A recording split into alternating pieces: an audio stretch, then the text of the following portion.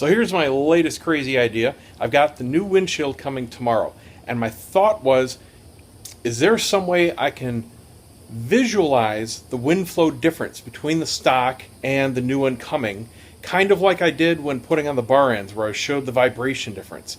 And my thought was, well, kind of make a wind tunnel effect. So here's what I'm planning on doing. I don't know if it's going to work yet, but I'll find out here very shortly.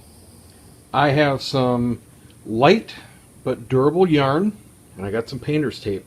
And I am going to cut maybe 20 or so sections of this yarn, probably 3 foot long each, and I'm going to tape a strip of them just along the top edge of the stock windscreen here.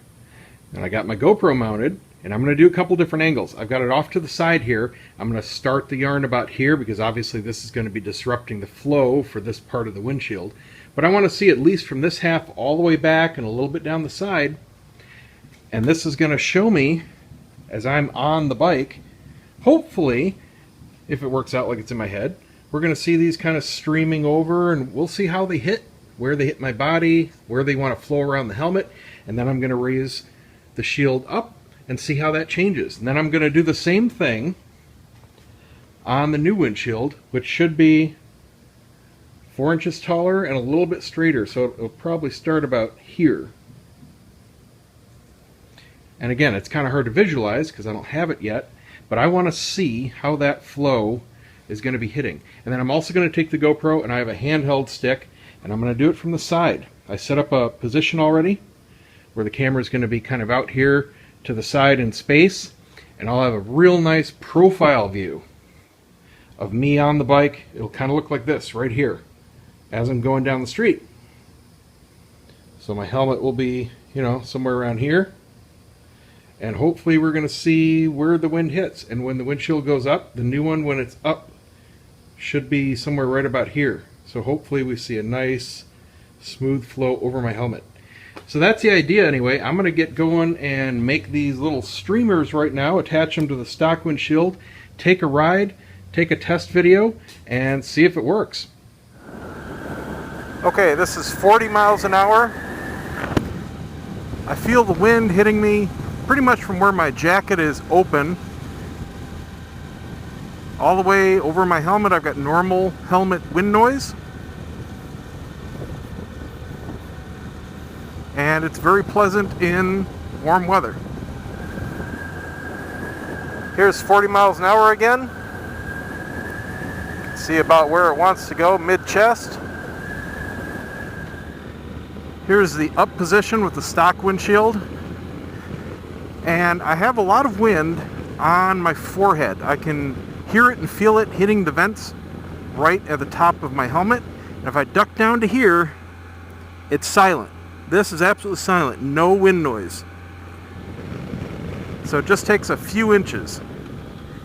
And here at 40 with it up, it's kind of hard to see because there's such a negative pressure zone that it sucks most of this forward, but you can see the ones on the end about where they're hitting. If I duck down, you get a little more. Okay, here's 40 miles an hour with the touring screen.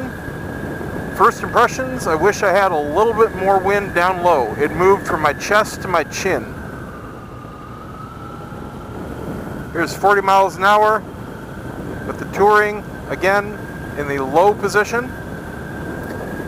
I'm getting some on my neck, plenty in my face and chin. Here's 40 miles an hour with the touring screen in the up position. This is absolutely wonderful. I am 100% in the bubble. I have no air hitting my helmet, zero wind noise. All I hear is the ticking of the engine underneath me. Very, very nice. This is even better than the Generation 2 was.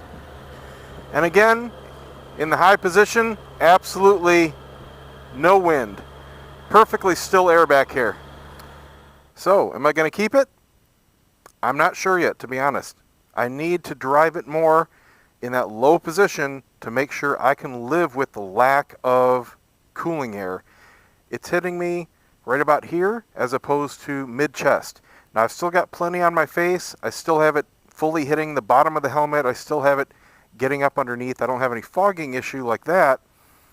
But you know what? That big slam of air into the chest really does help down here.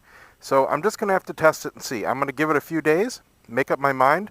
If I don't like it, I'll just stick with the stock. But I'll tell you, that up position, that is going to be very, very tempting to overrule any downside to the low position, because that is absolutely, for my height, perfect. I mean, one more inch up in helmet height. If I straighten up real light, real tall, I get a little buffeting and wind noise back. But I'm absolutely in the bubble with the Touring for my height. Again, I'm 6'2", 32-inch inseam. So you can compare that, and I have the seat in a low position. All right. Well, that's been my little test and how-to and comparison there for the Touring versus stock windshield. Hope you guys enjoyed it. Don't forget to subscribe, give me a thumbs up, share the site. Visit TwoWheelObsession.com for lots more stuff if you're just viewing these on YouTube. And we'll see you next time.